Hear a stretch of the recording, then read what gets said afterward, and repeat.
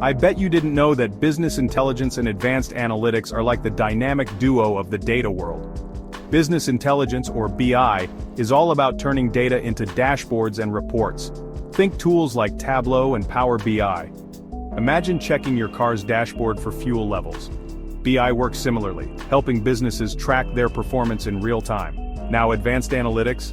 That's a whole different ballgame. It uses predictive and prescriptive techniques, leveraging machine learning and data modeling with tools like Python and SAS. Picture it as your car's GPS, not just telling you where you are, but predicting traffic and suggesting the best routes.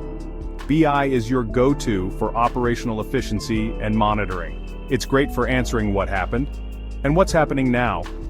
On the flip side, advanced analytics drives innovation and strategic foresight, answering what will happen and what should we do about it. Together, they help businesses not just survive but thrive in today's data-driven world. So, next time you hear BI and advanced analytics, you'll know they're both essential gears in the engine of success.